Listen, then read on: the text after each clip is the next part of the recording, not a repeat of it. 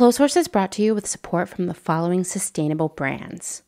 Selena Sanders, a social impact brand that specializes in upcycled clothing using only reclaimed, vintage, or thrifted materials from tea towels, linens, blankets, and quilts.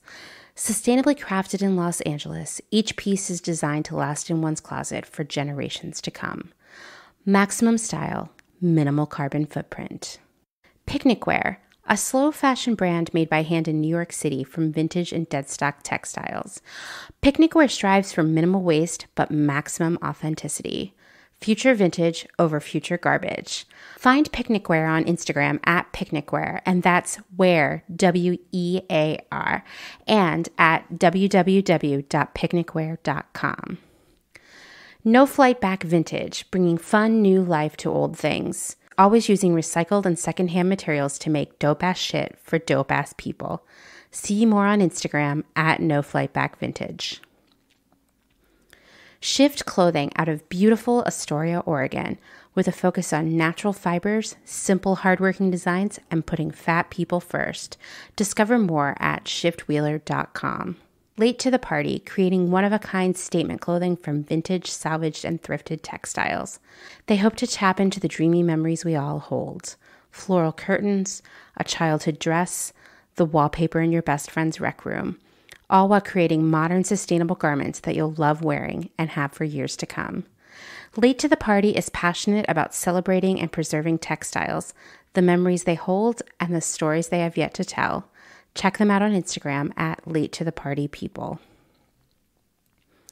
Vino Vintage, based just outside of LA. We love the hunt of shopping secondhand because you never know what you might find.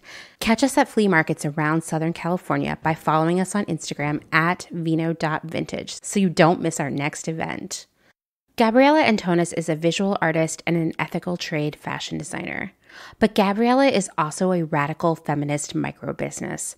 She's the one-woman band trying to help you understand why slow fashion is what the earth needs. The one-woman band to help you build your own brand. She can take your fashion line from just a concept and do your sketches, pattern making, grading, sourcing, cutting, and sewing. The second option is for those who aren't trying to start a business and who just want ethical garments. Gabriella Antonis will create custom made-to-measure garments just for you. Her goal is to help one person of any size at a time, including beyond size 40. To inquire about this serendipitous intersectional offering of either concept, DM her on Instagram to book a consultation. Please follow her on Instagram and Twitter at Gabriella Antonis. And that's Gabriella with one L. Gotta get that spelling right. Dylan Page is an online clothing and lifestyle brand based out of St. Louis, Missouri. Our products are chosen with intention for the conscious community. Everything we carry is animal-friendly, ethically made, sustainably sourced, and cruelty-free. Dylan Page is for those who never stop questioning where something comes from. We know that personal experience dictates what's sustainable for you, and we are here to help guide and support you to make choices that fit your needs. Check us out at dylanpage.com and find us on Instagram at dylanpagelifeandstyle. Salt Hats, purveyors of truly sustainable hats, hand-blocked, sewn, and embellished in Detroit, Michigan. Find us on Instagram at Salt Hats. Karen Kinney Studio. Located in Western Massachusetts, Karen specializes in handcrafted earrings from found, upcycled, and repurposed fabrics, as well as other eco-friendly curios, all with a hint of nostalgia, a dollop of whimsy, a dash of color, and 100% fun. Karen is an artist/designer who believes the materials we use matter. See more on Instagram at Karen Kinney Studio or online at www.ckinney.com. Gentle Vibes Vintage. We are purveyors of polyester and psychedelic relics. We encourage experimentation and play not only in your wardrobe, but in your home too. We have thousands of killer vintage pieces ready for their next adventure. See them all on Instagram at Gentle Vibes Vintage. Thumbprint is Detroit's only fair trade marketplace located in the historic Eastern Market. Our small business specializes in products handmade by empowered women in South Africa, making a living wage, creating things they love like hand-painted candles and ceramics. We also carry a curated assortment of sustainable and natural locally made goods. Thumbprint is a great gift destination for both the special people in your life and for yourself. Browse our online store at thumbprintdetroit.com and find us on Instagram at thumbprintdetroit. Blank Cass, or Blanket Coats by Cass, is focused on restoring, renewing, and reviving the history held within vintage and heirloom textiles. By embodying the love, craft, and energy that is original to each vintage textile as I transfer it into a new garment, I hope we can reteach ourselves to care for and mend what we have and make it last. Blank Cass lives on Instagram at _Cass, and a website will be launched soon at blankcass.com. Located in Whistler, Canada, Velvet Underground is a velvet jungle full of vintage and secondhand clothing, plants, a vegan cafe, and lots of rad products from other small sustainable businesses. Our mission is to create a brand and community dedicated to promoting self-expression, as well as educating and inspiring a more sustainable and conscious lifestyle, both for the people and the planet. Find us on Instagram at shop_Velvet Underground or online at www.shopvelvetunderground.com. St. Evens is a New York City-based vintage shop that is dedicated to bringing you those special pieces you'll reach for again and again. More than just a store, St. Evens is dedicated to sharing the stories and history behind the garments. 10% of all sales are donated to a different charitable organization each month. For the month of August, St. Evens is supporting the Women's Prison Association, empowering women to redefine their lives in the face of injustice and incarceration. New vintage is released every Thursday at wearstevens.com with previews of new pieces and more, brought to you on Instagram at wear_st.evens. That's Wear St. Evens. Country Feedback is a mom-and-pop record shop in Tarboro, North Carolina. They specialize in used rock, country, and soul, and offer affordable vintage clothing and housewares. Do you have used records you want to sell? Country Feedback wants to buy them. Find us on Instagram at Country Feedback Vintage and Vinyl, or head down east and visit our brick and mortar. All are welcome at this inclusive and family-friendly record shop in the country. Republica Unicornia Yarns, handmade yarn and notions for the color obsessed, made with love and some swearing in fabulous Atlanta, Georgia by head yarn wench Kathleen. Get ready for rainbows with a side of giving a damn. Republica Unicornia is all about making your own magic using small batch, responsibly sourced, hand-dyed yarns and thoughtfully made notions. Slow fashion all the way down and discover the joy of creating your very own beautiful hand-knit, crocheted, or woven pieces. Find us on Instagram at Republica_Unicornia_yarns and at www.republicaunicornia.com. This morning I read a long essay written by a born and raised Portlander about the moment he decided he would never move back there. And it filled me, I still have it. I have this intense longing for a time, for a version of Portland, Oregon that I was lucky enough to experience, but no longer exists. And I feel, as a person who is generally not lucky in life, that living in Portland at that time was maybe one of the luckiest things that has happened to me so far. The good old days, if you will. I know all of you listeners who grew up there or lived there in the aughts know these good old days of which I speak, a pre-Portlandia era, the TV show, not the statue downtown. That was there for a long time. An era of cheap rent and house shows, only like maybe 2 fancy restaurants in town. One of them was called The Farm. Numerous cheap places to get a vegan Greek salad or burrito. dancing at the Tube or the dunes, staying out all night, hanging out in the park, the Value Village out in Hollywood that is now, to be fair, a pretty good grocery outlet. I still grieve for the loss of this magical time in this magical place. And I worry, like a lot of you, that I'll never experience something that magical ever again. And I wonder, and I would pose this question to all of you longtime Etsy sellers who are listening to this, was there ever a golden era of Etsy? A moment where everything was just right, where you felt empowered, supported, excited? We know that often as things grow in popularity, like Portland, that as more people move in, like Portland, the magic disappears. Things get too expensive, the cool people leave, the treasures disappear, and everyone who was around for it feels a mixture of bitterness and longing. I still feel that way about Portland. I get mad when people are like, stop moving here and people ruin Portland. I hate that kind of negativity, but I also still feel that loss, that bitterness about how it changed. I think about this all the time, actually. You know, Dustin and I live out here in the country in Lancaster County in Pennsylvania, and we're lonely. We would love to move back to Portland and be around a big chunk of our friends and family, but we can't afford it, you know?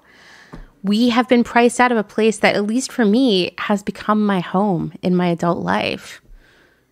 Here we go again, that bitterness and longing. Did something like that happen for Etsy? Was there a great time and then it ended and then it was just a bad time, or maybe not a bad time, but just less great time? Because I haven't been able to find the before and after in my research. And I've been reading, researching, and writing about Etsy for about 80 hours now. I just can't find that moment where everything felt magical and exciting. The kind of moment that after we've experienced it, we carry with us for the rest of our lives. It's a little treasure, a special moment that we pull out during hard times. It gives us comfort. We feel lucky that we got to have it, while also worrying that we'll never feel that way again. Welcome to Clotheshorse, the podcast that still fondly remembers shopping at Rad Summer, eating vegan Greek salads at Dots with my best friend Raina, and getting too drunk at the Tube to ride my bike home, and then walking about 50-something blocks home. I'm your host, Amanda, and today we're going to wrap up the story of Etsy, at least for now.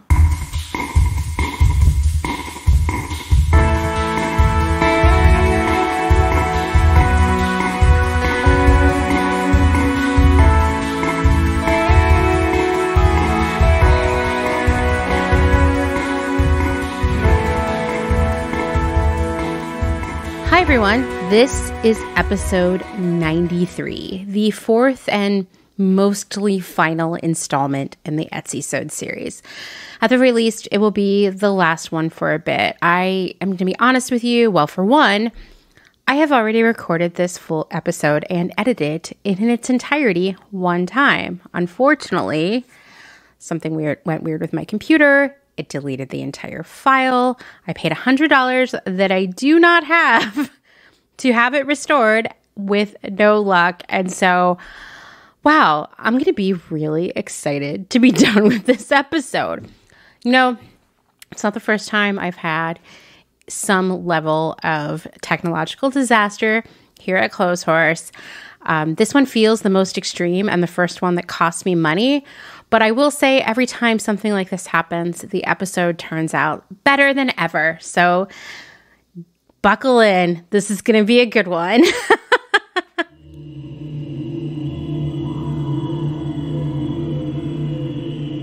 Let's pick up where we left off. It was finally late 2008. Rob Kalin, the 28-year-old founder and CEO of Etsy, had stepped down, with Maria Thomas moving into that role. You might remember Maria Thomas came from NPR.org, and she had a lot of experience. And I don't know, the rumors out there, rumors makes it sound way sexier than it was, but, word on the street, if you will, was that Maria Thomas had been brought in to kind of add some order, some structure, some experience to Etsy and possibly help develop Kaylin, who, this was his first big job ever, help him grow into the role of CEO.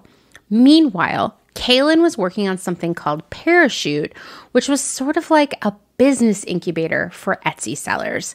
He was no longer involved in day-to-day operations. And two other longtime members of the team / co-founders, Chaim Chopik and Chris McGuire, also left Etsy. So it's a different time, but it's kind of the same time. I don't know. It's still the early days in a weird way. In an interview with Guardian's Tech Weekly podcast, Thomas admitted that Etsy had a lot of challenges to hash out before it could truly reach its potential. And one of the biggest challenges at that point was fraud. Sellers were popping up who were selling direct copies of other sellers' designs and products. She said, "We have to learn from eBay and Amazon about planning for the long term. We're going to be investing and learning around the issue of fraud. Etsy will, as a venue, do the best we possibly can to prevent those things from happening." Well, real talk here. I still don't think that eBay and Amazon have cured the problem of fraud, and it's 2021. Amazon specifically is full of knockoff makeup, knockoff electronics, knockoff wellness products, clothing, you name it. Knowing that Amazon, who seems to have an endless bucket of money that just renews itself as soon as someone takes a coin out, knowing that Amazon, with all of those resources at its disposal, still hasn't gotten rid of fraud, I don't expect that back in 2008, Etsy's going to magically be able to do this. But I appreciate the concern. I don't know.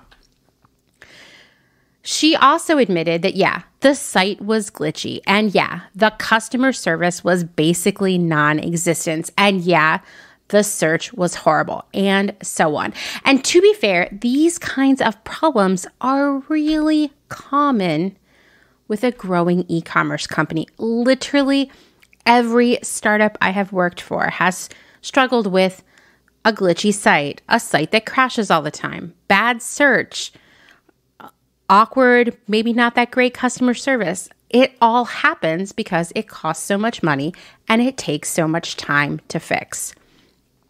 And you have to remember that Kaylin had never run another tech company. He certainly had very little experience in any of these issues. He didn't have a mentor out there giving him advice. He didn't even have anyone outside the situation giving him some feedback.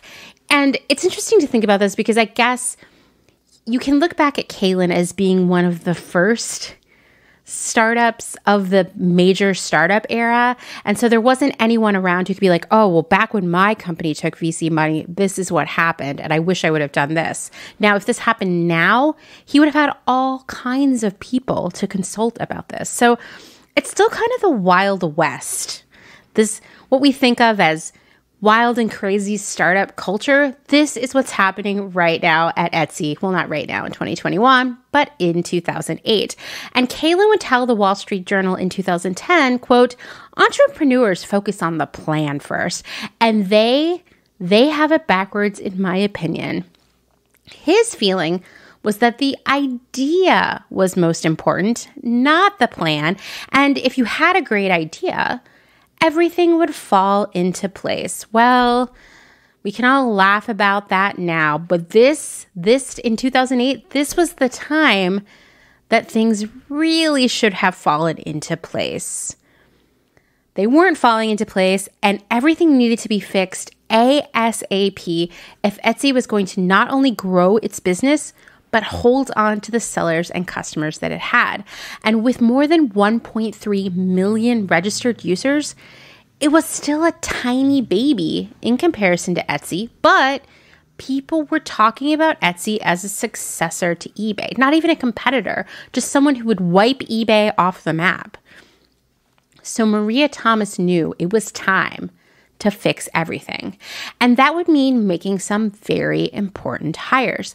That started with Etsy's new Chief Technology Officer, otherwise known as the CTO, Chad Dickerson, who came from Yahoo, which was at this point a very good place to come from for a tech role. Dickerson's first day at Etsy was September 2nd, 2008. And in that first week on the job, the site went down for an hour.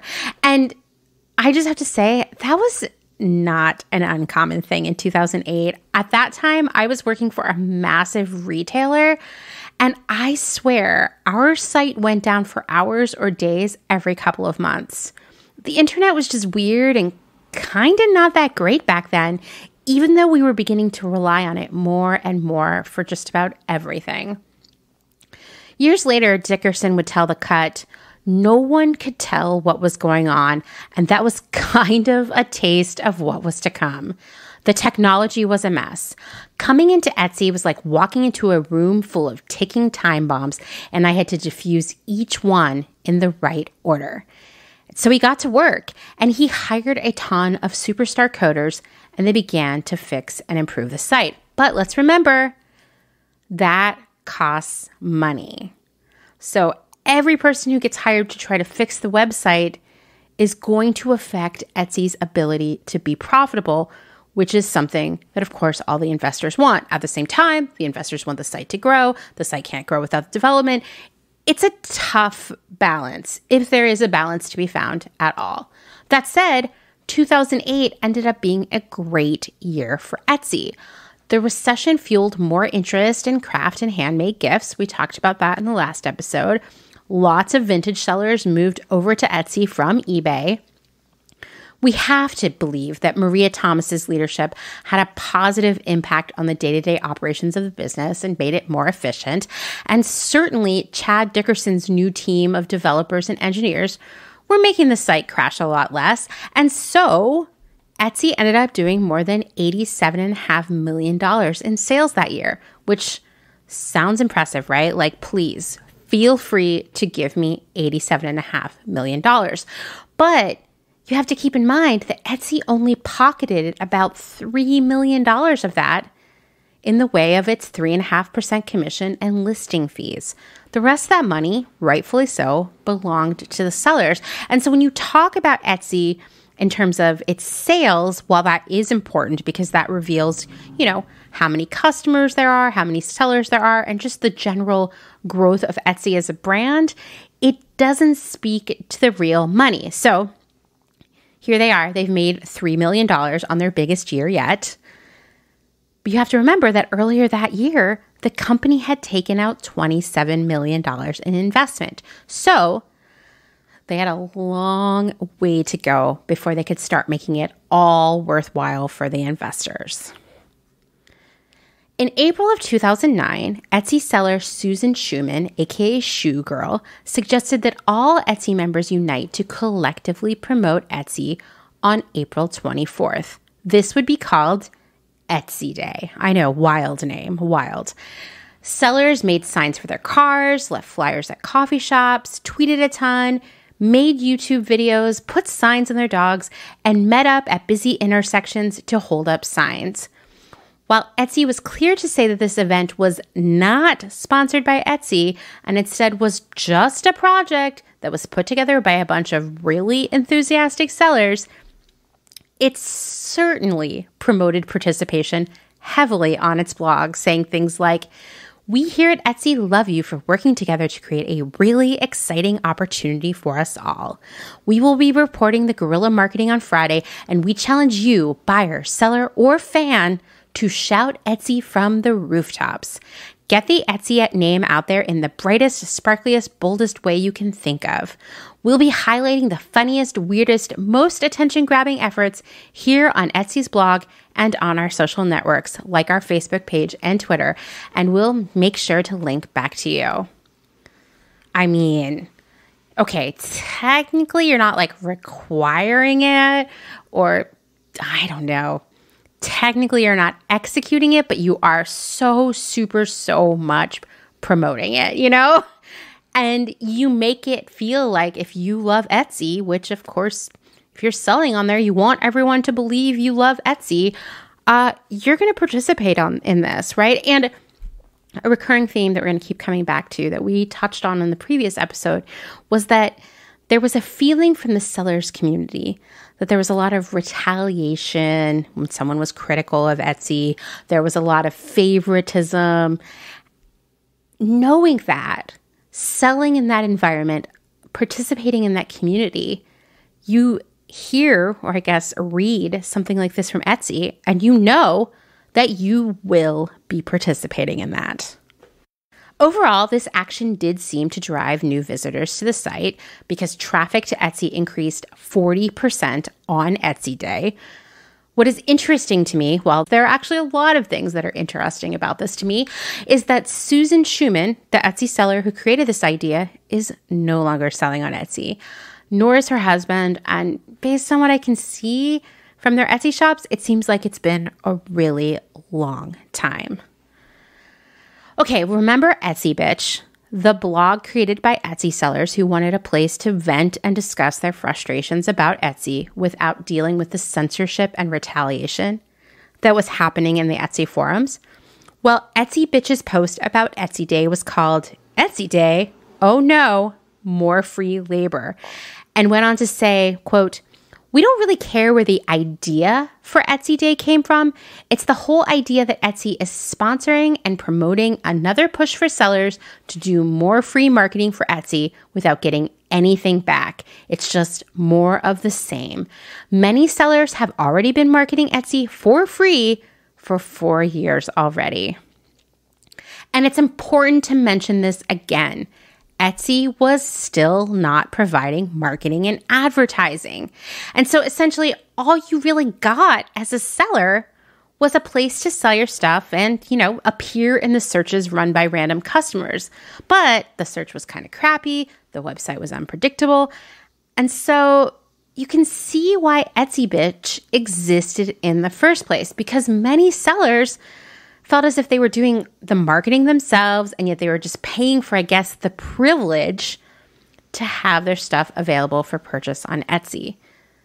But remember, Etsy is at this point in 2009 only making a listing fee and that 3.5% commission off of each purchase. This was very low for the industry, lower than eBay. The reality is that Etsy barely had money to fix the site issues, much less provide advertising. Customer service was still a nightmare, and sellers felt frustrated and abandoned. The customer service issue was probably also a function of just not having enough money. And something that came to me time and time again as I was researching these episodes is like, if Rob Kalin and the rest of the Etsy team had just been transparent, straightforward about the struggles that they were facing running Etsy, I think all of this could have turned out a lot differently. To just say, listen, we want to do this. We need to make this much money to do it. Or to ask the sellers as a whole, hey, what are your number one priorities? We're going to work on this first. We're going to tell you how much it's going to cost. We're going to tell you how long it's going to take. And we're going to tell you why these other things need to be pushed back into the future because of finances, timing, whatever. But they didn't do that. They sort of, they covered it up, and they continued to sell this idea that everyone was going to get rich and leave their day jobs and sell on Etsy. More and more stories were popping up of Etsy sellers having their shops closed down for no reason other than retaliation over negative statements made in the Etsy forums. One seller wrote into Etsy Bitch to share their story. Today, I learned through a customer that Etsy has disabled my account. I have not received one word of notification as to why my account has become deactivated. I have no non-delivery disputes that are open, nothing.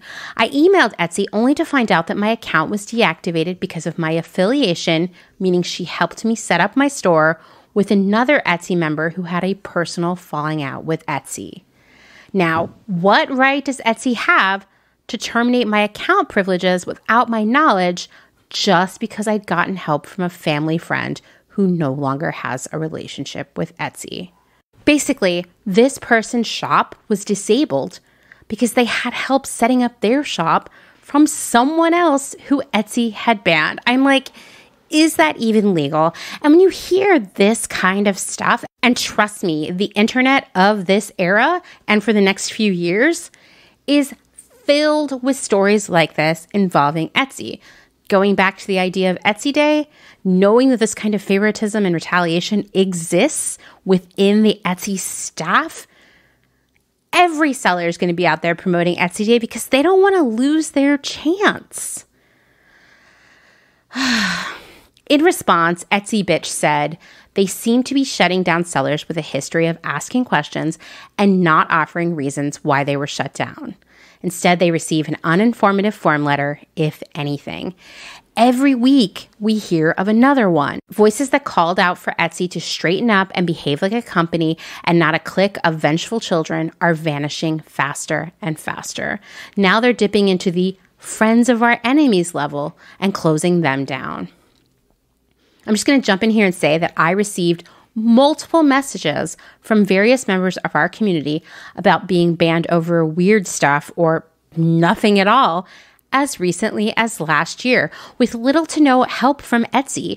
In most cases, it was a mistake, possibly a weird software bot issue, which we'll get to.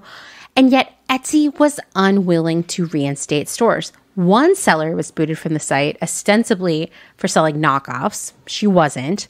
And then so was her boss, because the seller had called Etsy support for help with her boss's Etsy store. It's crazy. But back in 2010, one commenter at Etsy Bitch said, "The big elephant in the Etsy playroom is that this is a huge business with no functioning customer service. Etsy has no seller appeals process, and Etsy has been pretty heavy-handed with some accounts. If you've ever been subjected to one of Etsy's bizarre email warnings, mutes, bans, etc., then you know that Etsy doesn't have a fair warning system. You could have your store altered, edited, and closed without any notice at all. Or you might get a series of emails that make no sense, accuse you of violations you never committed, and are never signed with an actual name." I'll just add here that in my copious reading of comments on Etsy Bitch, in saved screenshots of Etsy forums, on and on and on, I found just so many stories of people being like, yeah, so then I logged into my shop and half the things were missing, or the photos had been deleted, or the copy had been changed. All kinds of just super weird stuff. Anyway, this seller went on to say, "This kind of stuff sure smells personal to me, but what recourse do Etsy sellers have on a huge, humongous, very profitable site that still has no customer service after more than 4 years? Check out the other sites. They all have real customer service. Etsy never will, because the focus at Etsy isn't the seller. It's how many tens of thousands of new stores set up each week and throw away listing and showcase fees by the boatload. One thing for sure, the cash register drawer at Etsy is always open." Despite sales continuing to grow and grow at Etsy, more and more sellers who had been there since the beginning were starting to talk about leaving, either because the site was always crashing, or because customer service was terrible, or because they just weren't making any money, yet they were working harder and harder. And as a reminder, most of these sellers were underselling themselves because that's what customers expected. A hot deal. And Etsy wasn't jumping in to coach sellers on paying themselves a living wage, because that might drive up prices and turn off customers. Basically, so we know now that Etsy has two sets of customers, right? One set are the sellers, and the other set are the shoppers. Okay, so Etsy is selling two different narratives to these two different groups of people. To the sellers, they're saying, you're going to quit your day job. You're going to live your dreams. You're going to have your own business. You're an entrepreneur, and it's all going to happen because of Etsy, right? That's what they're telling them. They're telling the shoppers, hey, a lot of the stuff we're selling here is really it's just made with love by people who love what they're doing. It's just a hobby, and they're so grateful to have you here to appreciate it by buying it. And that kind of attitude reinforces this idea that like, hey, you as a customer, as a shopper, shouldn't have to pay very much for this because you're kind of doing these people a favor by appreciating what they've made with love because they love making it. And so Etsy's reinforcing this idea that shoppers shouldn't pay very much for their stuff while also selling sellers this false promise that they will make a living off of their Etsy store, all while undervaluing what they're selling because that's what the customers expect. And I think it also set up a really weird relationship as time progressed and more new customers came in who weren't a part of that crafting community, who maybe weren't crafters and makers themselves as it had been in the beginning. And we're going to talk about that a little bit more later in this episode. But these new customers came in with this attitude that handcrafted things shouldn't cost much, that they should be cheap because the customers were kind of doing these people a favor by buying their, their Afghans and their cozies and whatnot. And it made it even harder to be a seller. In late 2009, Rob Kalin wrote a letter to Etsy's board. He said that Etsy had strayed too far away from its original goals of community and fostering small business because it had been focusing too much on growth. Now, of course, when Kalin accepted all that VC money, he was committing to growth and profitability. But as I mentioned at the end of the last episode, Kalin would admit in 2019 that he had no idea what he was signing himself, Etsy, and its community up for when he took that money. He said, I didn't have enough awareness of the context of what was going on there in terms of if we take this step, will it compromise the values? Well, the board agreed to reinstate Kalin. On his first day back, he called an all-hands meeting. No, he didn't wear nail polish this time. And he said, I'm here to restore a sense of wonder, a sense of poetry, and a sense of foolishness to Etsy. And you know what? It was a great time for him to step back into that role. Thanks to all of Maria Thomas's hard work and Chad Dickerson's overhaul of the tech side of Etsy. Okay, well, it wasn't a complete overhaul, but it was a start. The company was finally profitable. Well, let's say profitable in quotes. We're going to come back to that. It ended the year with more than double the sales of the previous year at more than $180 million. Once again, Etsy only got to keep about, 5 to 10 million of that. So they were still far away from providing a strong return on the investment money that they had received in 2008, but things were looking up. And just going to tell you again, that share of that money that Etsy was keeping was so small because basically the only thing they charged sellers for at this point was the listing fee and that 3.5% commission. They weren't making a ton of money off of sellers. Still, Kalin truly believed that he was going to be able to restore that sense of anti-capitalist, community-driven values to Etsy. I would argue, and I'm sure you would agree at this point, that was a fool's errand because we know the amount of investment the company had brought in at that point. There was too much money on the line to indulge idealistic thinking. We're talking serious money from very serious people. And no matter what Kalin might have believed at the time, he still had to deliver massive growth and continued profitability. eBay, for better or worse, had stopped thinking about community and empowering sellers a long time ago.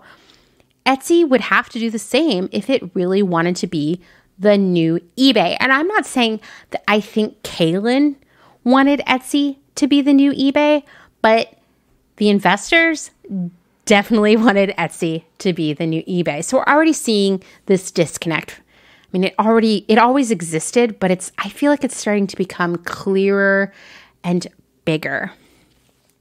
Kalin sat down for an interview with Terry Evans of the Wall Street Journal in March of 2010.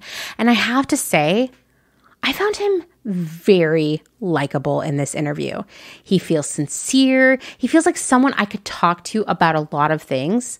And that is not normally how I feel when I read interviews with CEOs. You have to remember that I've worked with not one, but two CEOs who had a cult of personality around them, and working with them was terrible and created a very toxic, abusive work environment. I find myself really disappointed and really angry when I see people pandering to or worshiping CEOs, because of my own experiences and because a lot of CEOs are just filled with hot air. So when I say that I find Kaylin likable, I'm both surprised and delighted. We agree on a lot of things. We have a lot of the same hopes for the world. The difference is that he had both the resources and, the hubris to see his vision play out. And I've never had quite enough hubris to try to make it work. When he was asked what his vision for Etsy was, he said, instead of having an economy dictate the behavior of communities, we want to empower communities to influence the behavior of economies. In my mind, Etsy's ecosystem is about empowering and supporting these very small businesses. That goes well beyond just a marketplace. He went on to say, it's always been important to me that Etsy the company is part of Etsy the community. If you can keep that direct connection to your community, that's vital to success. I actually dislike the word users. I don't see people in the community as those who use us, and we're not trying to use them either. That's great. You gotta love this, right? The interviewer, Terry Evans, asked him, keep a human is one of your rallying cries. What does that mean? And he said, it means growing big while staying small. Etsy itself is hundreds of thousands of very small businesses, and I want to be able to keep that intimacy within our own company, even as we grow and the number of people we need to support grows. It means always keeping a human face on what we're doing. I don't want to hide behind a corporate firewall and start speaking with some third-person voice. I want to always speak with a human voice. Okay, well, let's pause for a moment here to reflect on all of this. Take stock of the situation. When I read this, when I think about what Kaylin is saying, when I remember that VC money comes with strings attached, and as we've talked about, these are not just little strings, these are like the massive ropes that hold the biggest cruise ship you can imagine in place. Imagine a cruise ship that has like 3 or 4 Olympic-sized swimming pools and a bowling alley and some theaters and lots of buffets and a shopping mall. The ropes that would hold that thing in place.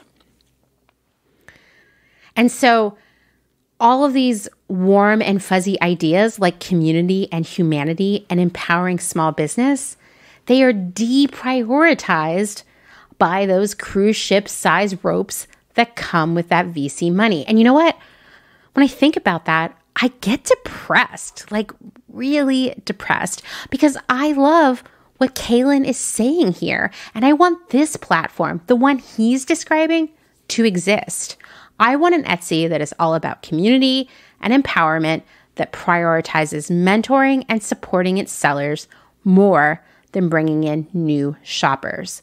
I want an Etsy that says, hey, let's prioritize sellers making a profit over us making a profit, because if our sellers do well, we will do well too.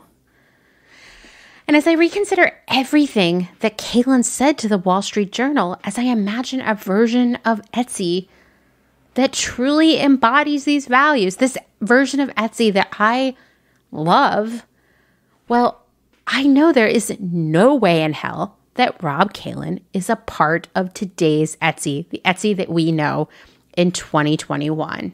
Yes, spoiler alert right here, things are going to change again. In the meantime, Kaylin doubled Etsy's staff, adding more engineers and customer service reps. The goal was to take care of sellers, to treat them as the valued customers they truly were. And of course, if you want to double your employees, then you need to massively increase the amount of revenue you're bringing in to cover those salaries and remain profitable. You know that phrase, you got to spend money to make money? Well, really it should be, if you spend money, you got to make twice as much money. And Kaylin has no option at this point but to continue maintaining a company that becomes more and more profitable with time in the shortest amount of time. He certainly cannot become less profitable, but even the same amount of profitability, just maintaining that altitude of profitability is not an option. It must be more and more profitable while also becoming bigger and bigger. Remember, investors here are like, this is the next eBay. I've been doing a lot of thinking as I've been working on this about how eBay and its wild and crazy exponential growth set the tone, created these expectations around all startups that came after that they would all be eBay, even if they didn't do what eBay did. They would make wild billions and billions of dollars in profit for all the investors and stockholders. And Etsy was just the beginning of startups kind of crashing and burning because of these unrealistic expectations. Okay, let's talk about profit a little bit here. In 2015, Etsy would file for an IPO, meaning it was going to go public, and we'll discuss that more. In order to do that, it had to file a lot of paperwork, around, the risks, the expenses, all of that. And in those filings, it would reveal that the company had never technically turned a profit because any extra cent that had been made had to be continuously reinvested into improving the website, hiring staff, and marketing. And my guess here, based on what I've read, based on my experience working in startups, is that the list I just gave you was how Etsy prioritized it. So number 1, fixing that website. Number 2, hiring staff, mostly to fix that website and deal with customer service. And if there was any money left over, marketing. Of course, sellers don't know this. Once again, it comes back to this idea, what if Etsy had been honest? How would Etsy's trajectory have changed? Keep that in mind as we keep going here. In the last episode, I pretty heavily cited a 2011 profile of Etsy written by Max Chafkin for Inc. And as I mentioned then, this article was pretty negative in terms of its portrayal of Kaylin. Chafkin paints him as a weirdo spouting off cuckoo, idealistic hot air while fondling a knife. You know what? Let's just reread that particular paragraph, okay? We have to. Today, Kaylin is socially awkward, reticent, and giving to eccentricities that can seem downright crazy. I speak to people in the business world and the technology world, but I don't admire them, he says, pointing an 8-inch combat knife at me for emphasis. I admire the makers of the world. This is not empty rhetoric. Kaylin makes his own furniture and his own underwear. He also thinks that trying to maximize shareholder value is, quote, ridiculous, adding, I couldn't run a company where you had to use that as an excuse for why it was doing things. I'm just going to go ahead and say that maximizing shareholder value is a ridiculous statement and not a good look for him. I mean, I agree with what he's saying. I think it's a very good look, but there's no way his investors and the board liked reading that. And also, even just the inclusion that he makes his own underwear, that was an intentional choice to make him look extra weird because not that many people are making their own underwear. It implies he has too much spare time and or the wrong priorities. Making your own underwear is great. The expectation in the business world is that as a CEO, you probably don't have time to do that. Chafkin would go on to say, in my experience, I found Kaylin infuriating, inscrutable, and yet impossible to hate. Not the best review. Is that a 3-star? A 2-star? Is it a 1-star? I mean, it's kind of got a little bit of a compliment in there. I don't know, but it's not good. Well, later, and I mean much later, years later, it would turn out that the knife that Kaylin was allegedly fondling, this 8-inch combat knife, which sounds terrifying, was actually a letter opener made by an Etsy seller. And Kaylin was just sort of nervously fidgeting with it because it was very clear that Chafkin did not like him. Once again, that would not come out for years. I want to say it came out in 2019, many years after the fact. So the business world and anyone else reading ink in 2011, and let me assure you that all the investors were reading it, anyone who worked at Etsy was reading it, everyone involved financially with Etsy in any way was reading it. All of them got to see Rob Kaylin as a child with a knife who was bad at his job and wore homemade underwear. Chafkin pointed out time and time again that Kaylin was essentially on a fool's errand, that there was no way he specifically could make Etsy profitable and huge, make it the next eBay while still prioritizing sellers. And Chafkin himself viewed most of the stuff for sale on Etsy as, quote, junk, albeit, quote, strangely compelling junk. You kind of can't help but wonder if maybe he was not the right person for this profile. And imagine all of the sellers on Etsy reading that this guy, this reporter, thinks everything that they make that takes hours, that they're literally making by hand, is junk, albeit strangely compelling junk. I mean, he's just not the right person to be writing this article, which, he has an agenda here. He went on to write, as I was interviewing people for this article, I repeatedly heard that Kaylin could be dangerous at close range. He can be a very difficult person, says Matt Stinchcomb, the head of Etsy's European operations and a longtime friend. I don't mean that in a negative way. He's just like a lot of really smart people who don't want to suffer the rest of us. Lots of stuff that technically isn't defamation in this article, but sure isn't great. The article was not a great look when it was published in April 2011 because more and more of the business community, and surely Etsy's investors, were starting to wonder if Kaylin was standing in the way of Etsy's growth. Remember, they're expecting Etsy to be the next eBay. I'm tired of saying it, but that's what they were thinking. However, there were still people out there who believed in Kaylin, if only because they were looking at all of eBay's mistakes. In 2010, New York Times writer Jenna Wortham described eBay as having, quote, gone from resembling an overflowing garage sale to being something closer to Walmart in the eyes of many shoppers. It has struggled to reinvigorate its marketplace, and it's alienated many of the smaller sellers who were once its lifeblood. We already know that, right, from our Ebaysode, that a lot of people were leaving, a lot of people felt abandoned, some people felt trapped because they didn't have anywhere else to sell. And in general, eBay had lost a lot of its community energy. Rob Kaylin told Wortham that Etsy would be avoiding eBay's mistakes by prioritizing and valuing its sellers, saying, it is a symptom of our times. They look to maximize profitability over community.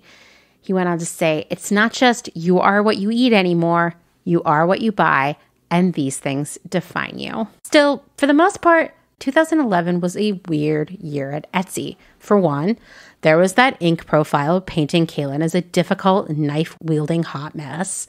And then there was the people search disaster, a new feature that was supposed to add a social media type vibe to the site, but really just violated everyone's privacy. And, this was a time where every retailer, every website was like, how can we be like Facebook? How can people hang out on our site and buy things, but also feel like they are part of a community? This is when reviews started popping up. I mean, I worked at ModCloth pretty close to this time period, and I will tell you that at ModCloth, we had nailed the community/store vibe. It worked. We had tons of really engaged shoppers who not only posted reviews and their measurements for every single thing they bought, they also posted photos of themselves wearing that stuff. We shared that stuff on social media, on the blog, on the website, and we had a very loyal community of shoppers who were really engaged with everything that was going on. Of course, you're at Etsy. You're like, Etsy and ModCloth are practically cousins, sisters. I don't know. We should be doing the same thing, but somehow it didn't go very well. Do you remember e-commerce bites, aka auction bites from our eBay-sode, run by the Steiners? Well, even the Steiners had to cover the disaster of people search, but they did it in a very chill, non-biased way, like they do, saying, Etsy users are unhappy after learning that anyone can now find them by typing their real names into the Etsy search engine. Even buyers show up in search results, letting people view their favorite items, favorite shops, and the teams to which they belong. Beyond that, Etsy sellers were feeling even more frustrated than ever. Etsy was refusing to run television ads. We know that's because they couldn't afford it. Why didn't they just tell them that? Sellers were no longer finding themselves appearing in Google searches, and no one at Etsy was giving them a straight answer. PayPal payments were going to the wrong seller, or sellers were being paid the wrong amount. Stores were continuing to be shut down at the whim of random Etsy staffers, and the same stuff was being featured over and over and over again on the Etsy homepage, fueling even more feelings of favoritism. One seller wrote to Etsy Bitch, Etsy did not and does not plan ahead, and they refuse to increase functionality and increase advertisements. Basically, at this point, I think the first site to get commercials will be the front runner. Artfire has been nipping on the heels of Etsy, and if they pump up the advertising, then Etsy will lose what little upper hand it had. Etsy's only on top because it was first. It's not smartest or prettiest or best. It was just first. And its luck is starting to run out. And so are the customers.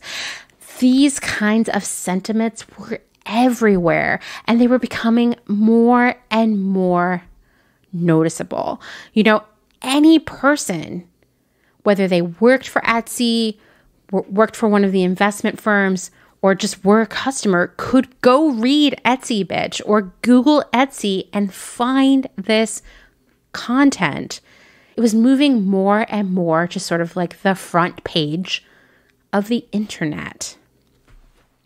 In July 2011, Wall Street firm Greencrest Capital released a report about Etsy saying that the seller complaints and concerns were becoming a bigger and bigger issue. Nonetheless, the firm predicted that the company's revenue, not to be confused with sales, would grow from $72 million in 2011 to $201 million in 2016. I know that sounds like a lot of money, but that's slow growth over 5 years when venture capitalists are expecting exponential eBay-style growth. This growth would have been fine. This would have been a different Etsy, okay? This would have been an Etsy that maybe hadn't taken all that VC money. Greencrest Capital surveyed Etsy sellers and found a lot of bad news. Over 80% of respondents had concerns about their Etsy experience. Their complaints included the effort required to maintain an active storefront, competition with other sellers because there were way too many sellers, it felt. There were privacy concerns, and Etsy's lack of technological capabilities, particularly product search, just kept coming up time and time again. The analysts who wrote this report went on to say that there were only 2 ways that Etsy could make sellers happier, and both of them, I'm going to tell you, are terrible. Either reduce its already super low for the industry fees or make significant margin dilutive platform investments. And that means spending money on things like better site performance and search, customer service, fraud detection teams, and advertising, which would cut into the company's ability to ever make a profit. And oh yeah, the company would never be able to go public without being profitable. And as I mentioned earlier, going public was the big goal because all of those investors would see a big payday. Well, You're probably not surprised to hear that this report, on top of that very bad Inc. article, on top of the epic fail of the people search function, on top of more and more public criticism of Etsy from its sellers, well, it was the end for Rob Kalin. In July of 2011, Rob Kalin was fired once and for all from Etsy.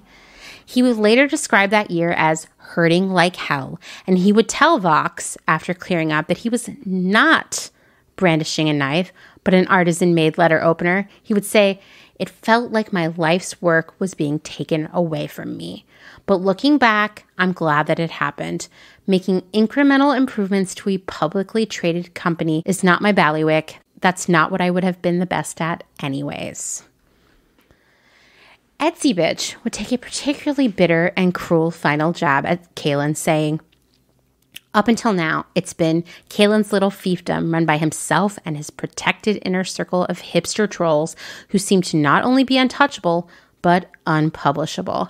Have the investors been actually paying attention and simply couldn't look away anymore and overlook his aloof bizarreness, like pulling hunting knives on business reporters? Or did, as I prefer to think, Kalin just stop showing up for work? God knows his heart hasn't seemed to be in it for 5 years, so why bother having the rest of him show up when you can stay at home and build guitars from IKEA doors and read Greek poetry so obscure, even Jack Kerouac would roll his eyes." I don't like this. I don't like this at all. It's not good. I understand that everyone's frustration with Etsy was growing, and naturally, Rob Kalin's the founder and the CEO. He is going to bear the brunt of that criticism, right? He is the poster that's tacked to the walls that everybody's taking target practice with. He's the one who has to take it. But I feel like this is a dude who has no business experience. This is a guy who is trying to fix something that he cannot fix. And I also look at all these people who are Etsy sellers, and real talk, none of them know what it's like to try to build a website, to improve search function, to clear up fraud, to afford advertising when you don't have any money for it, and have to deliver all of these astounding metrics of growth and profitability to your investors. Kalin, 100% in over his head. The person at Etsy Bitch who wrote this column, not understanding how hard it all was and that it wasn't really all his fault. I've said it before in this episode, and I'll say it again. I think this would have all turned out a lot differently if Kalin had been transparent and honest with everyone about what was going on, because it was the sellers turning against him that really put that last nail in his coffin of being CEO. And I think if he could have earned their trust and loyalty by being real with them, everything would have turned out differently. Chad Dickerson, the CTO that Maria Thomas hired back in 2008, would be installed as the new CEO. And this would be the turning point for Etsy. Everything that came after it is what we complain about now. Ad fees, annoying star systems, bad customers, free shipping, resellers, all the bad stuff starts now. So buckle up, because we're about to cover a whole lot of bad stuff really fast.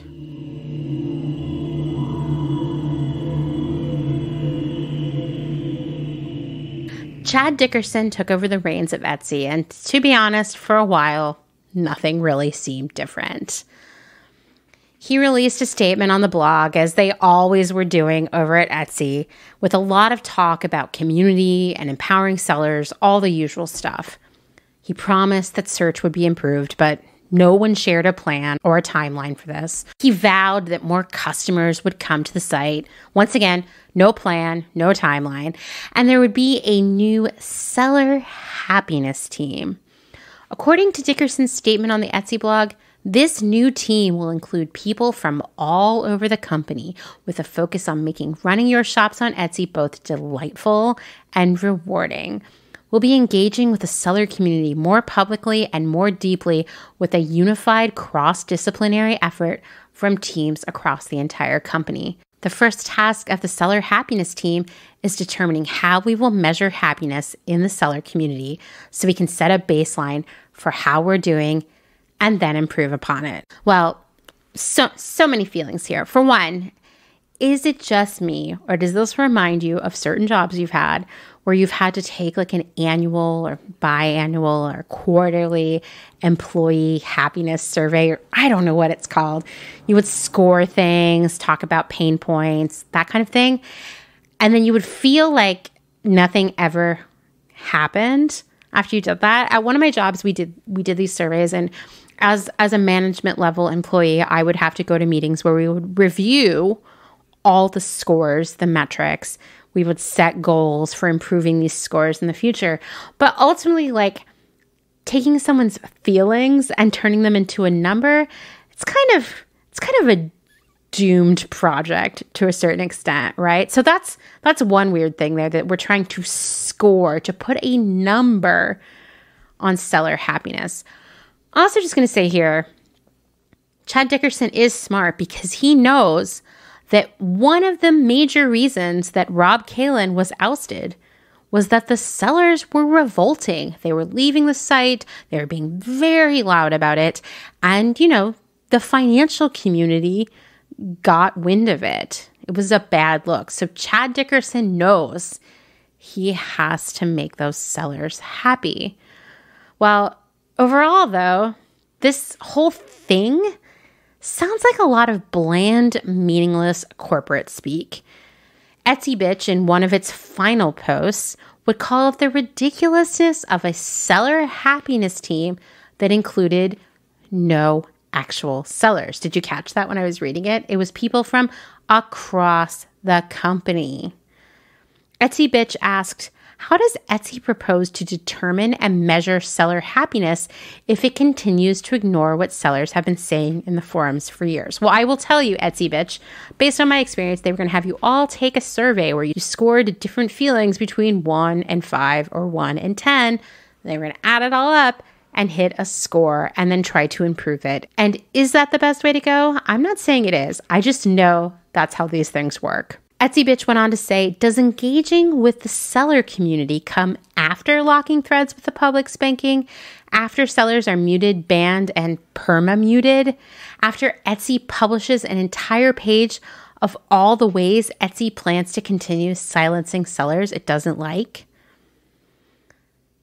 Well, I want to reiterate again that there's a lot of favoritism, a lot of retaliation, and a lot of censorship happening within the Etsy team involving the sellers. And really, Rob Kalin should have rooted it out a long time ago, and he didn't.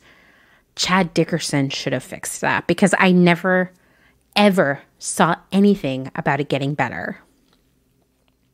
This was also a particularly bad time to start a conversation about a seller happiness team because that same week, a featured seller, meaning featured on the homepage, meaning probably getting tons of sales, well, she was enjoying her second time as a featured seller, which further reinforced the sense of favoritism and unfairness happening at Etsy.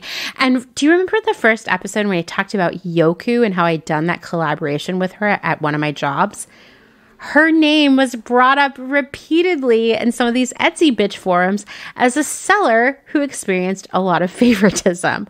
I'm just going to say, as an outsider, maybe that was the case, but also her stuff was really good. Well, the Etsy Bitch community had so much to say about favoritism, the seller happiness team, and all of these promises that Dickerson was making. One commenter wrote, no matter what Chad lists from here to hell and back, Etsy is never going to follow through on one item. Etsy's SOP is to yak about the list for 2 weeks, decide they're all too much work, and drop them in a flash. If 200 people can all go home and not figure out that an all-internal seller happiness team without sellers is the stupidest Etsy idea among hundreds of stupid Etsy ideas, what else can anyone expect? One of the last things Dickerson called out in his list was dealing with the so-called reseller problem. He said, I'll be focusing more of the company's energy on understanding and addressing the core issues that lead to resellers being visible on Etsy. We'll definitely continue to step up enforcement, but we'll also be doing more work to address the root causes of the problem. By the way, resellers were people who were buying stuff from Alibaba or Cafe Press or any wholesaler and selling that stuff on Etsy as the stuff they had made themselves. This was a violation of Etsy's policies, and while the company was working on weeding out these sellers, they were also penalizing innocent sellers along the way. This would become Etsy's most controversial issue in 2012, and it received a lot of bad press about it. Etsy had two teams that scoured the site for resellers and copycats. They were the marketplace integrity and the trust and safety teams. Their job was to monitor the site for factory-made goods, items that violated copyright, or offensive material, and they would shut down sellers' shops that broke the rules. Makes sense to me, right? There was also, as of 2012, this new software that would help them find these issues without a human. And I suspect that a version of this software still exists, hence all of the problems with sellers still losing their Etsy shops for no reason. This software was called Scram, and it flagged sellers who seemed to set up their shops and fill them with product too fast, which, well, the thinking here, it's enormously flawed, spoiler, was that the average Etsy seller, a true maker, would make something one at a time, photograph it, slave over the copy. It would take them a really long time to not only create a new product, but also list it, right? So if someone was listing a lot of stuff in one day, it could be a red flag that they were a reseller, except what if your process as a seller is to make all the stuff, then photograph all the stuff, then edit all the photographs, then write all the listings and upload it all, which many sellers would do. You know, it's always nice to do these things in batches because you can kind of move through it faster. Well, if you did something like that, you would be flagged as a reseller for investigation. In 2012, Etsy had doubled its trust and safety teams to a whopping total of 16 people, which was not enough headcount to actually do this job well, which is probably why a lot of sellers felt that Etsy was not doing this job well. Sellers were taking matters into their own hands, starting their own call-out site for resellers and copycats called, big surprise here, Etsy Callout, and its mission was, quote, calling out blatant mistaggers, resellers, and other hot topics since admin won't let us.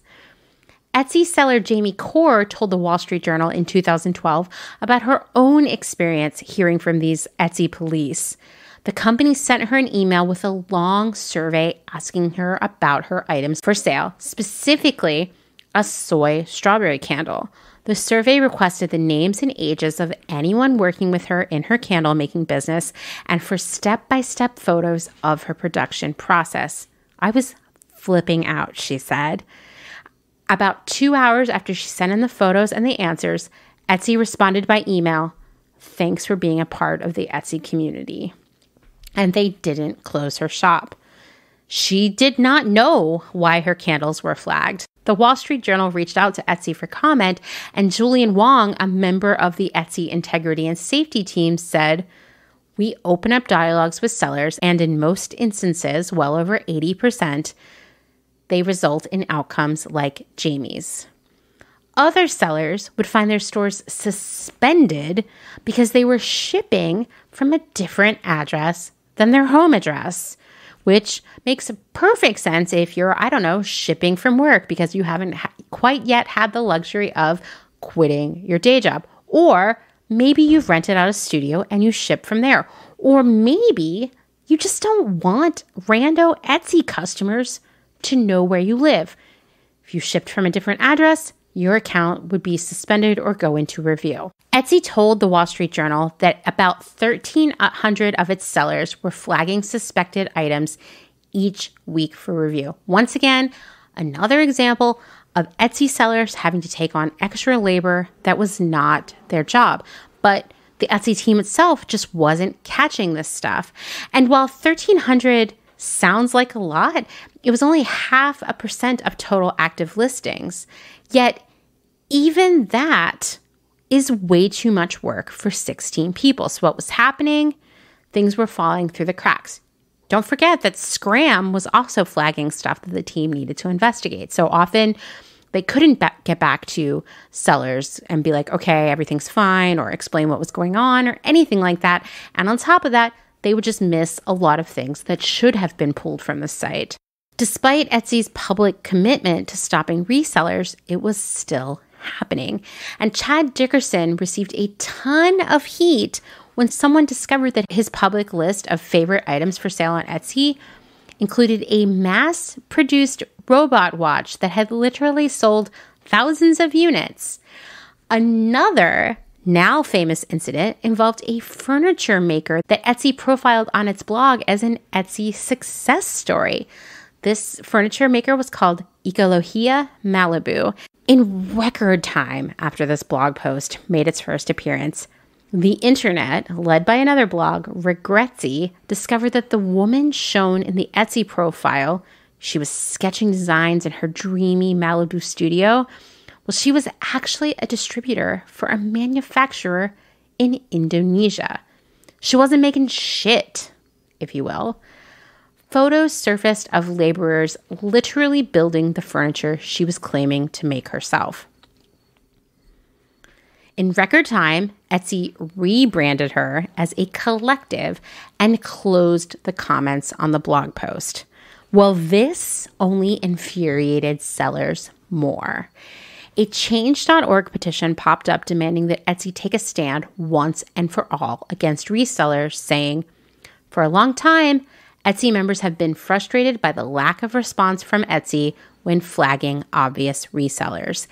Even when accompanied by proof of reselling by linking to wholesale sites containing the very same products sold as handmade on Etsy, flagging rarely results in anything being done." And I'm just going to say, I'm assuming it's because they did not have enough people doing the job of investigating this stuff. 16 people is not enough. I'm guessing they just still were not making enough money to hire people.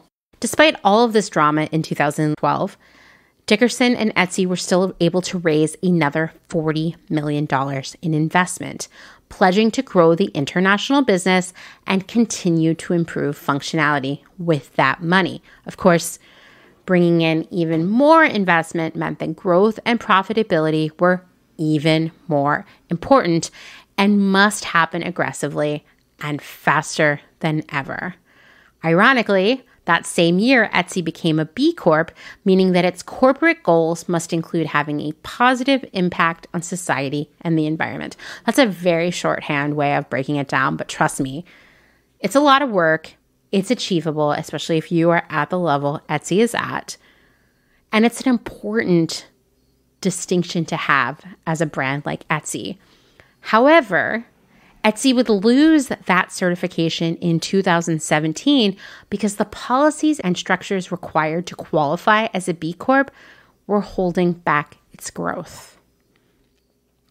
In the fall of 2013, Chad Dickerson stood before a meeting of Etsy sellers and employees and said something huge. I cannot underscore enough what a turning point this is about to be for Etsy. He said, "Today we're announcing you can hire whatever number of people you need," meaning Etsy would now start selling factory-made products.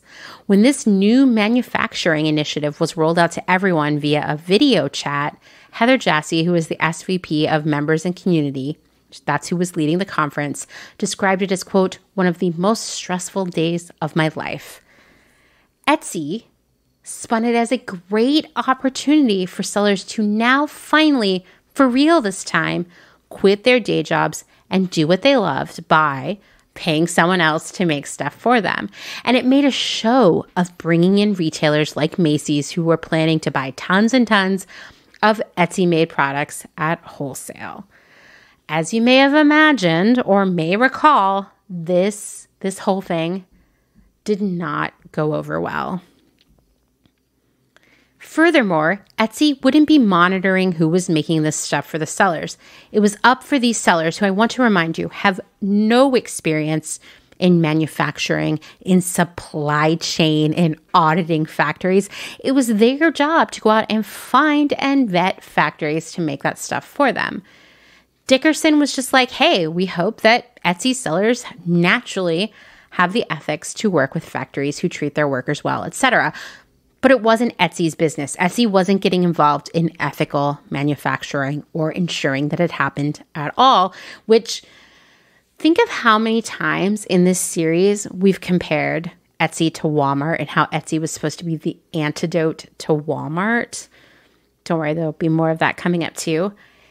If Etsy is no longer just like made by individuals, but actually manufactured on a larger scale, and no one is ensuring that the factories where the stuff is made are ethical, how is Etsy different from Walmart anymore, right?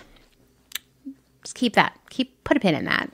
He went on to say that it didn't matter if things were no longer, say, screen printed, but now digitally printed, or had machine embroidery versus hand embroidery, as long as the product was, quote, handmade in spirit. I hate that term so much. It makes me angry. Well, you're probably asking yourself, you probably know the answers already. You're a smart cookie. Why did Etsy make this decision, essentially killing the handmade human vibe of the brand? Are you ready? Let's break it down. Reason number 1, Etsy was losing its successful sellers. They were moving off the platform and starting their own e-commerce sites, wholesaling to other retailers on their own, opening their own stores, all the things. This was a last-ditch effort to keep those big sellers. Etsy needed them, for one, to continue that story that sellers could quit their day jobs and make a living on Etsy. They needed those successful sellers on the platform to illustrate that.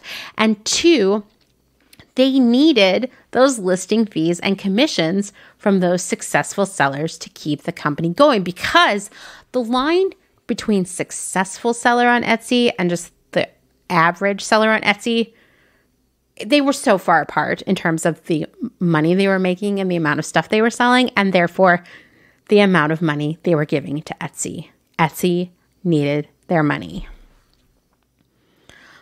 Also, these successful sellers had been asking for permission to outsource production of their goods for years, but they were turned down time and time again. Rob Kalin himself had been vehemently opposed to it.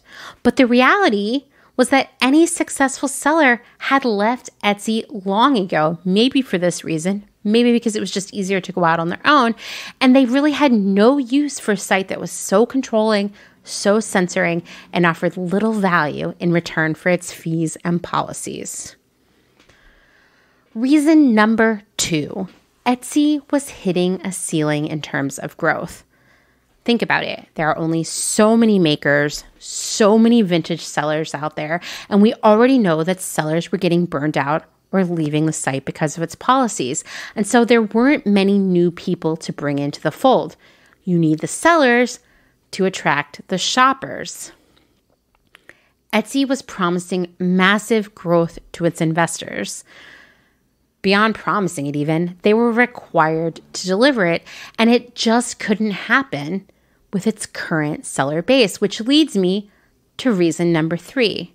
This is a good time to remind you that Etsy still wasn't profitable, but if they could get more sellers in the door who sold many units of the same item over and over again, they could maximize revenue without creating more work for themselves, as in, managing more sellers and more listings. If the same listing is just selling and selling and selling, it's a smaller lift for a lighter lift for everyone involved.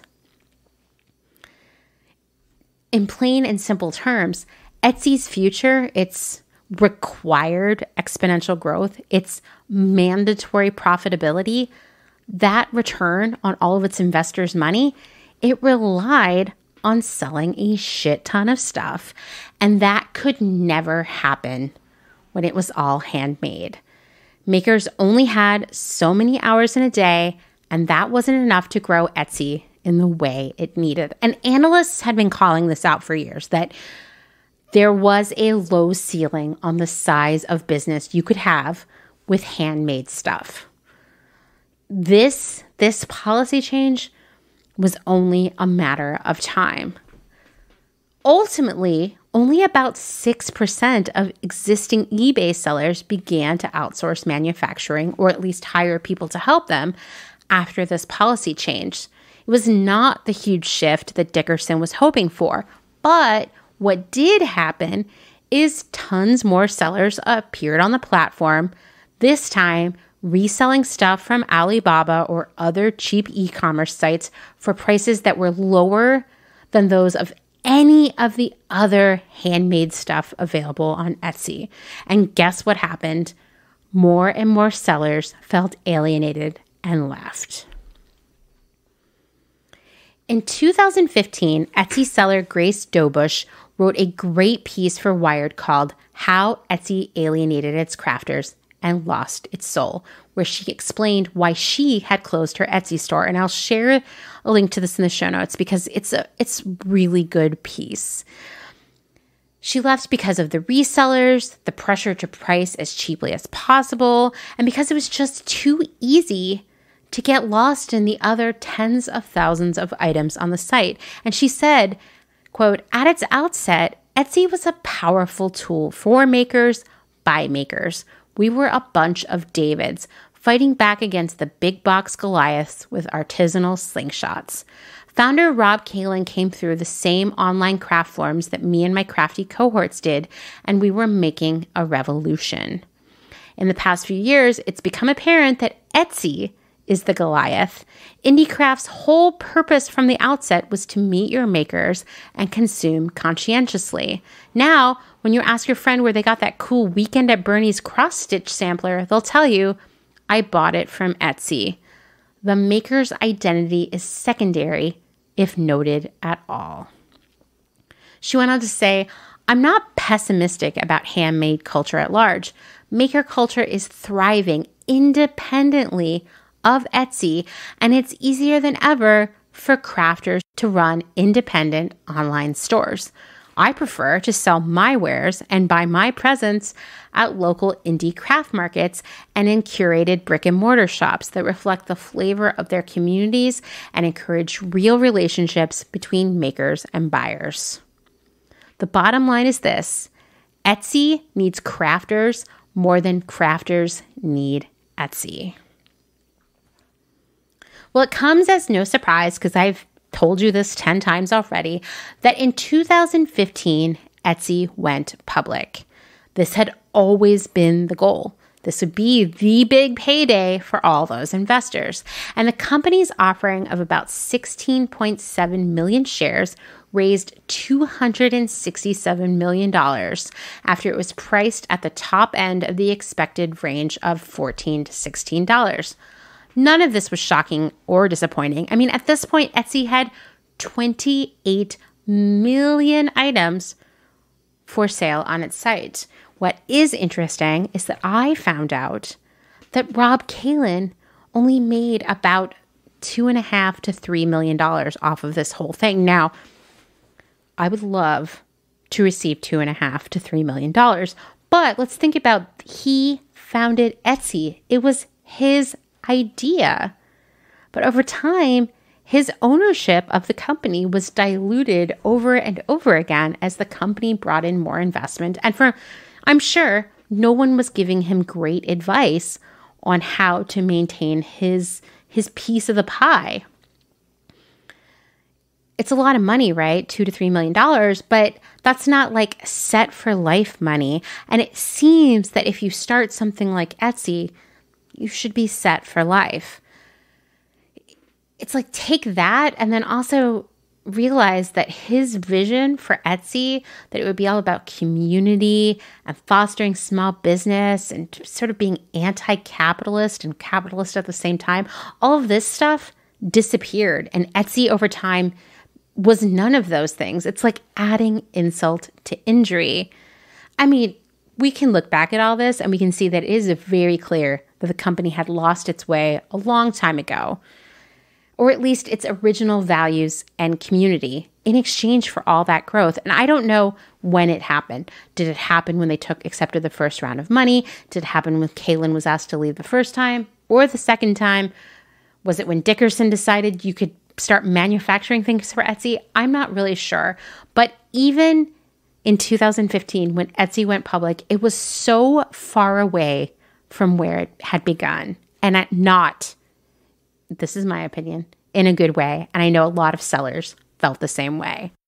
April Winchell, the founder of the now defunct Regretsy blog, wrote an opinion piece for Vice called From Etsy to Sweatsy. And it was ostensibly a discussion of whether or not Etsy stock was a good investment. She said, Etsy is Walmart with better fonts. I told you we'd talk about Walmart again. She continued, you've still got to ask yourself, what exactly am I investing in? Selling factory-made goods isn't a movement. It doesn't reimagine commerce or unite the global marketplace or do any of the other things Etsy likes to hear itself talking about. Mass production is the dreary cornerstone of every big box retailer, and it doesn't turn into mason jars full of daisies when Etsy does it. Etsy is not magic. Etsy is Walmart with better fonts. Now let's look at the worst case scenario and the one more likely to be true. Many of the factories manufacturing Etsy's unique items are sweatshops. You can yarn bomb it all you want, but the people who produce this merchandise are not crafters. They aren't sitting around their kitchen tables happily stringing beads and living the handmade dream.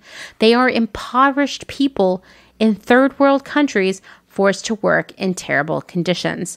They're exposed to dangerous chemicals, they work on unsafe machines, and if they're lucky, they make less than 50 cents an hour.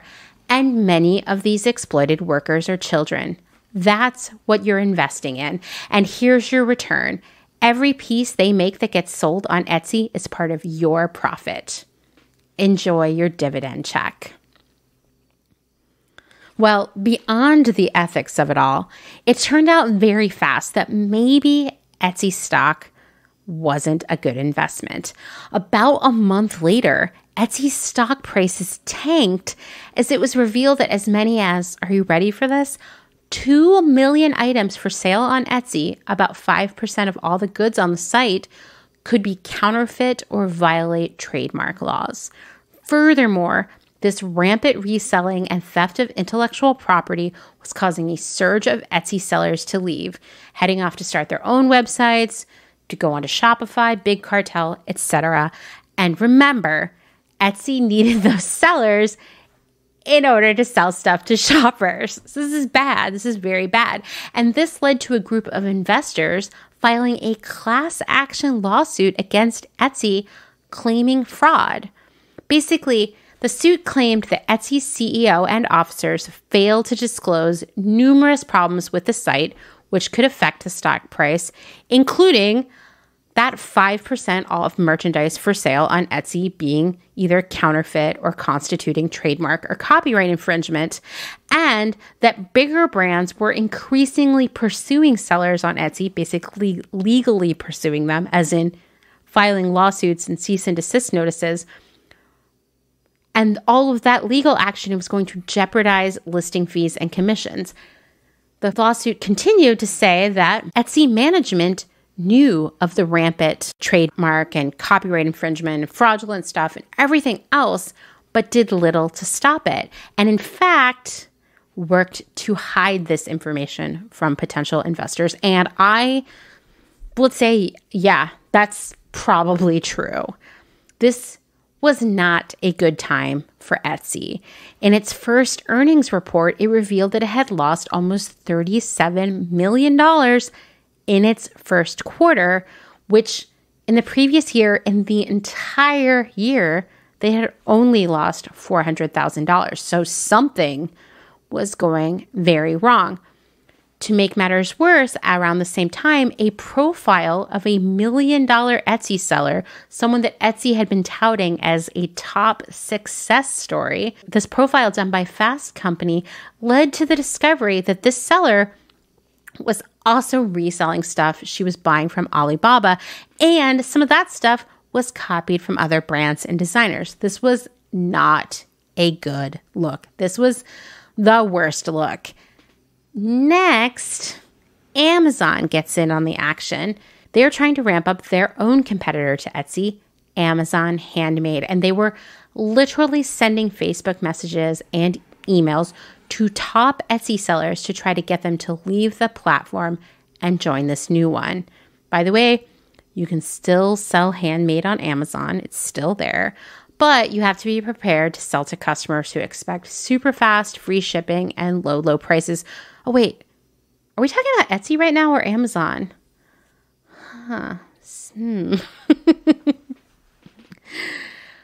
This bumpy ride continued into 2017 when Black and White Capital LP, which owned about 2% of Etsy shares, released a letter criticizing aspects of the company, both big and small, from its horrendous search functionality to historical pattern of ill-advised spending.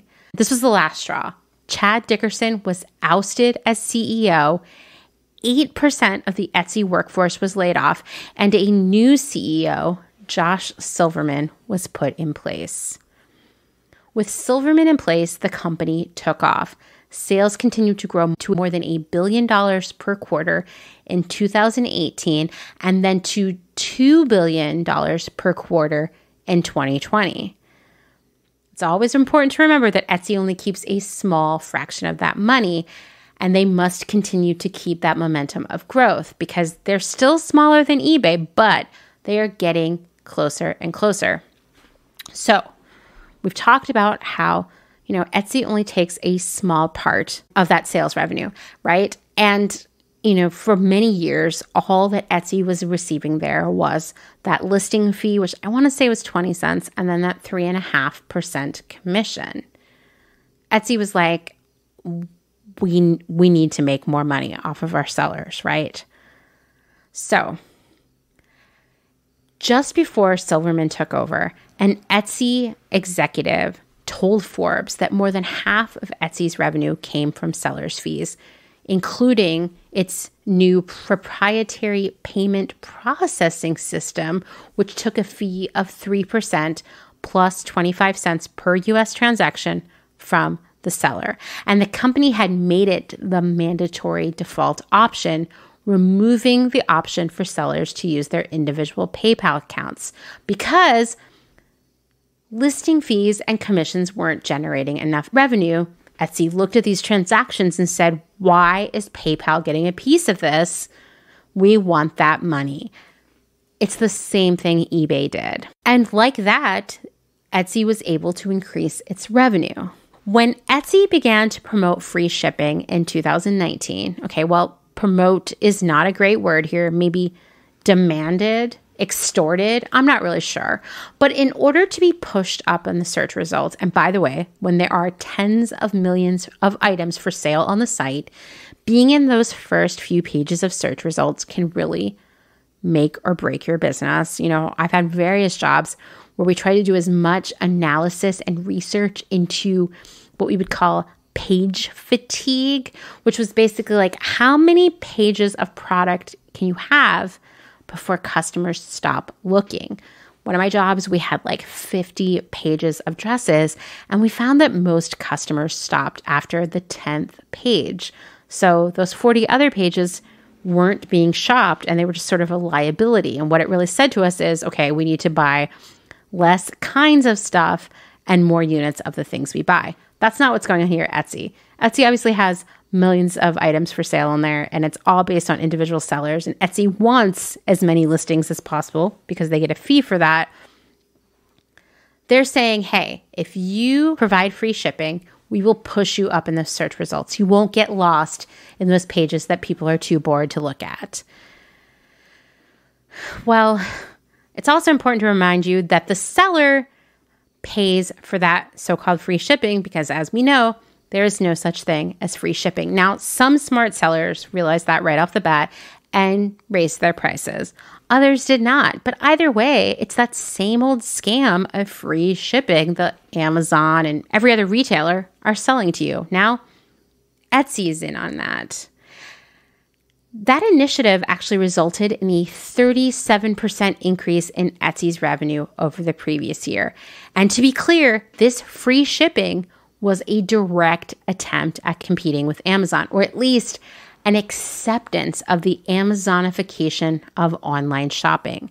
Customers expect free, fast shipping, and low prices. Now, this moment could have been yet another turning point in Etsy's history because the original ethos of Etsy was that Etsy wasn't Amazon. Etsy wasn't Walmart. This was handmade stuff made by a community of people who really cared about doing the right thing. There is a premium for that product. Etsy could have said, hey, guess what? We're not Amazon, we're not Walmart, and we don't ever want to be. And that is why you have to pay for shipping here. Everything we're selling is actually being sold by sellers who make it themselves, and asking them to provide free shipping takes money out of their pockets. Etsy could have done that. But instead, Etsy took the Amazon route. In 2020, Etsy started automatically advertising its sellers' products and taking a fee at least 12% for every sale it referred. Now, sellers who sold less than $10,000 a year in product could opt out, but everyone was opted in by default. And if you opted out and then somehow one of your products sold in something related to advertising, Etsy would take an even higher fee. So it was another weird sort of extortion. And 12% is a lot. If you pay $50 for something, that would mean $6 of that plus all the other fees was going to Etsy. If it was $100, there's $12, and so on and so on. What we see here with all these policy changes over the years, from allowing resellers to free shipping to the newish Etsy advertising policy and all the other fees, all of this is to drive higher profit and revenue for a company that definitely has hit its ceiling in terms of organic growth, meaning there aren't many new customers to bring in. There aren't any new sellers, especially as sellers continue to leave the platform to start their own website or sell directly on Instagram. Heck, vintage sellers are going back to eBay. Even this new star seller system that rewards sellers with what? I don't know, for shipping stuff super fast and free while responding to customer messages super fast at all hours of all days is really just a way of Amazonifying the experience for customers. Well, the shopping customers, not the sellers who are also customers. Jenny Topolsky, an Etsy jeweler, told Vox, "It often feels like they're trying to sell us more products. It's almost like a pay-to-play style of business, which I think people feel insulted by. We're the heart of the company, creating literally all content and revenue, and suddenly we weren't particularly welcome anymore." Well, Nicole of Kilner Goods, who's a member of our community, sent me a great message about her experiences with Etsy. She broke it all down. The ever-increasing fees, the free shipping, all of it, adding, quote, "Then it was a nearly constant push for sales. Have a sale for this or that holiday, and again, we'll rank you higher in the search if you have a sale. Lately and lastly, it's this pop-up shit that comes up after you've favorited something. It says, 'Hurry, buy this soon. There's only one left.' Very Amazon, very fast fashion-like, and it just cheapens the feel of the site for me. I make one-of-a-kind items, and though they're not cheap, The constant discount this mentality makes me feel like Etsy is trying to make their site like any other fast fashion and cheap home site. She went on to say, I feel lucky that there is an Etsy rather than just brick and mortar or craft shows because of its huge reach and because trying to drive traffic to my own e-commerce site seems like a magical alchemy I really don't care to master. But man, I wish it would slow down, if that makes sense. I know they are a large company that exists to make money, but why does every company seem to sell out when they get to a certain tipping point? I know longing for Etsy to get smaller and less competitive is a fantasy, but I feel like they were originally more small business focused and less Etsy trend report. Other sellers have called out the complete loss of community, which was an integral part of early Etsy. Kenzie of White Citrus Ceramics said, I've been selling there since 2012 and I was able to adapt to the changes, but one thing I've noticed is that they seem to have done away with the community aspect. My guess is because it went from helpful message boards with other sellers to buyers thinking it was customer service. So they just became spam walls of, this shop won't answer me. I've emailed them 10 times in the last 2 hours. Which I think that's another important thing to call out. As Etsy expanded its customer base, as it went on to try to be both eBay and Amazon and something to everyone, it brought in more and more people who weren't from the maker community, who don't understand the time involved in making things, who maybe don't even understand how Etsy works. They're there for cheap, fast gifts. If you want to see how this all plays out, please go check out the Small Biz Memes Instagram account. The way customers talk to Etsy sellers fills me with the kind of rage I normally reserve for billionaire space travel. These customers, who are not part of the crafting community, have no concept of the time involved in making these items. They don't understand that when you're shipping via USPS, things are out of your control. And they certainly don't understand that sometimes sellers take a day off and can't respond to customer messages. Etsy's expansion has certainly made it harder to be a seller. Kate Kennedy, another Etsy seller, told Vox, my customer interaction at the beginning was so different than it is now. People were much kinder, more flexible, more understanding, and now people are expecting things in 2 days and asking for coupon codes and free shipping. By cosmetically making it more like Amazon, there's a huge disconnect between the customer's expectations and what the sellers can realistically provide. And I agree here. Once again, Etsy had 2 routes they could have taken, even long after Kaylin was gone, even long after they started allowing resellers and manufacturing and all this other nonsense.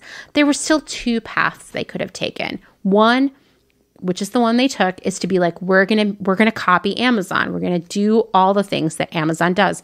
Free shipping, immediate customer response. We're gonna bring in all these people who have never shopped from Etsy ever before, probably don't understand that most of the stuff is handmade, like literally by one person. And they have expectations that everything is immediate and exactly what they want when they want. So that's the path Etsy took.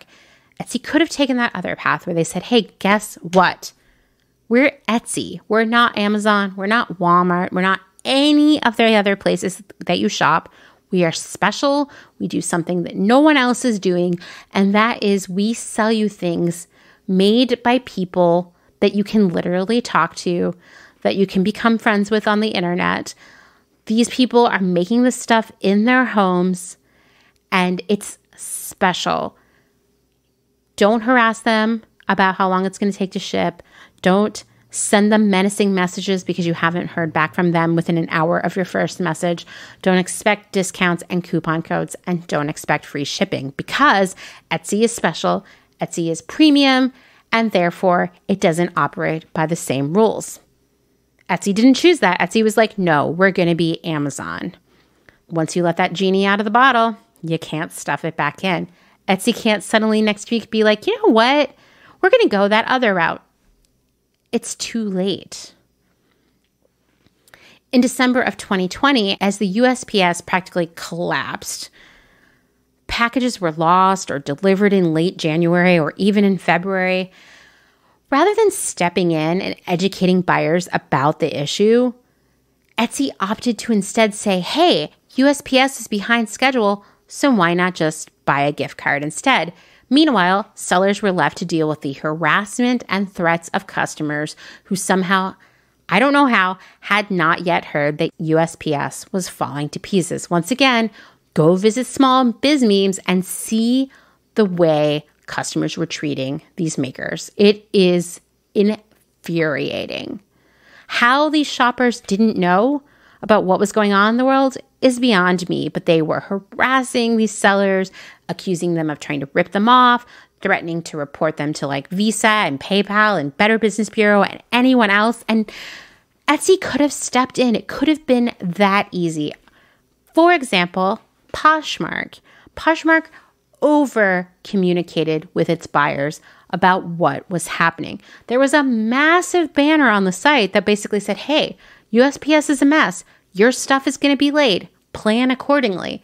Meanwhile, as I mentioned, Etsy had a similar banner. All it said was, why don't you buy a gift card instead? Furthermore, Poshmark was sending out emails to update you on what was going on with your individual purchases. Where it was, the timeline you could expect it to turn around, and what you could do if it didn't arrive within a certain time frame, which was, get your money back. Poshmark supported its sellers, and I think probably kind of reduced the temperature on its customers' frustrations. Etsy just let it burn out of control. So if Etsy is so terrible, has just abandoned its sellers, just exploits them, why aren't all the sellers moving elsewhere? After all, in theory, capitalism should lead to competition and innovation, meaning better selling platforms that care for its sellers. In 2010, Etsy Bitch began a series breaking down the Etsy alternatives out there. Let's see where they all are right now, okay? First off, there was Cargo that ends with an OH. It is still around, and unlike Etsy, sellers on Cargo must be approved because the company wants to have a more curated assortment. As we know, Etsy and curated, not synonyms. They also want to ensure that categories don't become oversaturated. So you can apply, you may not be approved to sell. The fees, they're about 8%. They seem to be in line with Etsy, although now Etsy has all these additional fees. Also, Cargo doesn't push for free shipping and all the other nonsense. But the trade-off is, real talk, Cargo doesn't get the kind of traffic that Etsy gets. So yeah, it might be easier to list your stuff there. It's going to be harder to reach customers. Next, Etsy Bitch suggested Shop Handmade, but apparently it was kind of sketchy. It had low traffic and, it disappeared pretty fast. Another platform is Zibbit, and it does seem pretty decent, although, once again, it's important to remember that none of these sites get even close to the kind of traffic that Etsy receives. Silkfair, another suggestion, seems to be gone. Minted, without an E, M-I-N-T-D, R-I-P, gone. Artfire, still around, but it does look like a poor man's Etsy. Once again, not getting the kind of traffic that Etsy gets. DaWanda was a European Etsy, and in 2018, DaWanda shut down and Etsy absorbed its sellers, so they're gone. Another one called Coriander, without the E. What a trend that was in startup naming, right? Take out that E, just leave the R on the end. Well, Coriander, R-I-P, gone. Another one with a very intriguing name, Wink Elf, also gone. 1000 Markets, gone. E-Crater now seems to be a weird eBay, and the homepage currently shows tires, some gently used Revlon lipstick that it's photographed very poorly, and baseball paraphernalia. So clearly not an alternative to Etsy.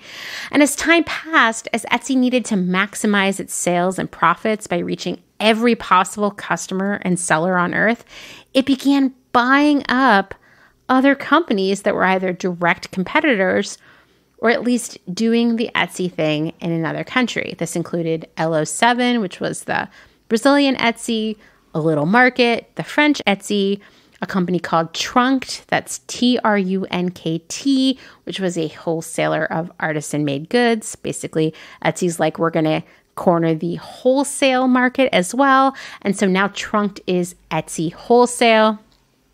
They acquired, and as far as I can tell, shut down something called Yellowsmith, which described itself as a community of makers working together to make great jewelry. Each design is created by an undiscovered designer, shaped by our global community, and made in our workshop. That website no longer exists. I couldn't find anything about the brand anywhere else. On top of that, Etsy continued to buy up other peer-to-peer selling platforms like Dustin's favorite, Reverb, which was used music equipment. And of course, we know that Etsy bought Depop, which is where you can buy vintage and secondhand clothing and accessories. And you know what? There's a lot of handmade stuff on Etsy too.